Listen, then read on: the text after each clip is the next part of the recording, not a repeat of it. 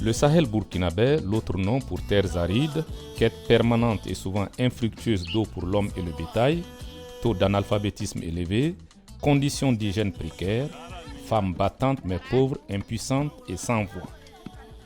C'est dans le nord du Burkina Faso, également éprouvé par les attaques terroristes, que Cowater International exécute en 2015 et 2019 le projet Eau et croissance économique durable dans le Sahel, ECED Sahel.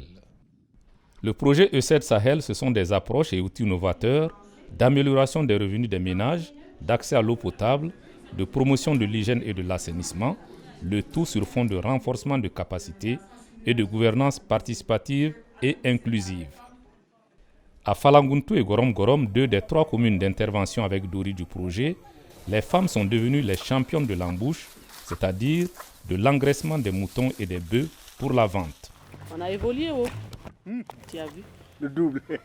4 millions 77 500 francs. Donc, bénéfice là. 1 400 000 et quelques. Vous êtes contente? Moi, en tout cas, réellement, j'ai pu pousser mes 3 enfants dans l'étude.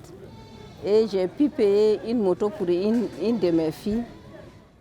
L'appui du projet ECED Sahel, c'est aussi 4 jardins maraîchers avec un système de micro-irrigation, 2 unités semi-industrielles de fabrication d'aliments pour bétail avec un entrepôt de 100 tonnes, sans oublier la plateforme Simagri pour consulter les prix des produits agricoles et d'élevage par SMS.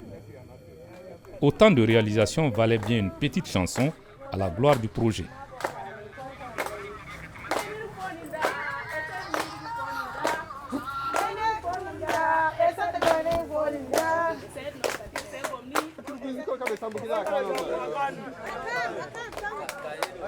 À Douma, on ne chante pas, mais on vote pour manifester son engagement en faveur de l'hygiène et de l'assainissement. Et surtout, on tient parole. Dans ce village, le lavage des mains au savon avance et la défécation à l'air libre, c'est-à-dire faire ses besoins dans la nature, recule. Et avant de manger, toute nourriture que vous savez, c'est la main qui prend, il faut la laver. Parce que sans laver, les microbes qui sont là-dessus, on ne peut pas les voir. Donc si on se lave les mains avec le savon peut tuer ces microbes-là. Ce changement de comportement, aussi bien dans les communautés qu'au sein des écoles, on le doit à la combinaison de l'assainissement total porté par les communautés, la TPC, utilisée au lancement du projet en 2015-2016, et à la venue en renfort en mai 2017 de l'art social pour le changement de comportement, ASCC, développé par OneDrop pour adresser les comportements clés. Cette approche va s'avérer déterminante en contexte d'insécurité. Il y avait beaucoup d'attaques, notamment dans la zone de Gorom Gorom. Il y avait beaucoup d'enlèvements, il y avait beaucoup de rapts. Les véhicules étaient souvent ciblés par les terroristes. Donc cela réduisait notre mobilité, même sur le terrain.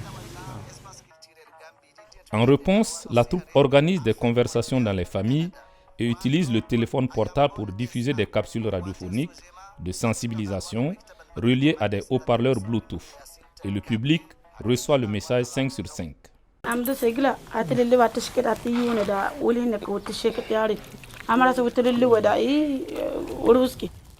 L'ASCC a également réussi quelque chose d'inédit, la réouverture des classes fermées pour cause de terrorisme et le rapprochement interethnique. Si vous prenez les Touaregs, les Arabes et les Peuls qui sont nombreux, c'est très difficile dans la cour de récréation de les voir jouer ensemble. Mais quand ECED est venu, on les a impliqués dans les activités théâtrales. On a retrouvé qu'en fait, ils ont brisé ces barrières. Faire ses besoins à l'air libre, c'est haïssable. C'est un acte inadmissible et inacceptable. Chacun peut se procurer une acte. Ce mercredi 27 novembre 2019, Dori inaugure une nouvelle ère en matière d'approvisionnement en eau potable. Ce jour est un jour très important, un jour historique, on peut dire, au niveau de la commune de Dori et même au-delà. La capacité de traitement de la nationale des eaux à Dori passe ainsi de 70 mètres cubes à 230 mètres cubes heure. La production qui plafonnait à 2700 mètres cubes double pour atteindre 5300 mètres cubes. Ça permet aux gens d'être beaucoup plus occupés. Peut-être que ça va contribuer à diminuer l'insécurité parce que parfois c'est la pauvreté qui fait que les gens vont chercher la facilité ailleurs. Si l'eau coule désormais 24 heures sur 24 au robinet à Dori, elle coule aussi sans discontinuer dans les forages à Kargono.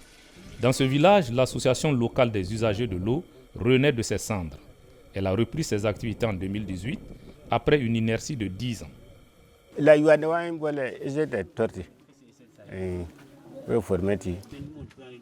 Le soutien dont parle le président de l'AUE concerne la redynamisation de son organisation.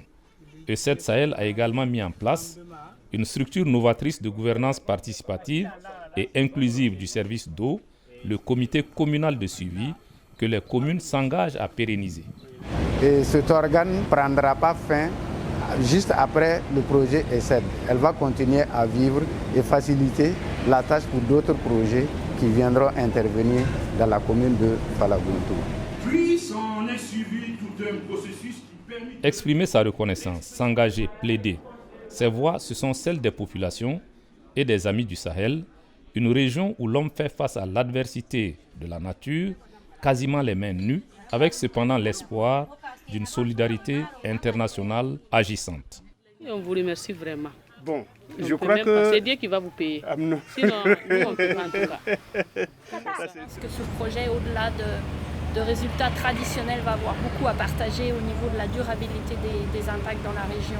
Une grande leçon apprise pour nous, c'est qu'il doit s'adapter à des situations qui changent. Je pense qu'il fallait être flexible, s'adapter, travailler avec les partenaires dans un esprit transparent et ouvert pour réussir dans le mandat du projet. Il y a eu une approche qui a permis aux populations de s'approprier le projet.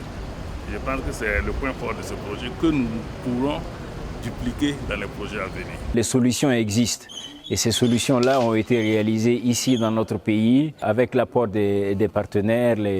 Nous avons des sociétés qui sont en mesure d'exécuter ces projets, de les réaliser et de les livrer clé en main comme ce projet-là. Donc c'est encourager aussi les autres bailleurs, considérer cela comme un projet pilote. Comme quoi, investir au Sahel, selon une démarche participative et entrepreneuriale, assure la mobilisation des femmes et fait de l'eau un levier de croissance durable.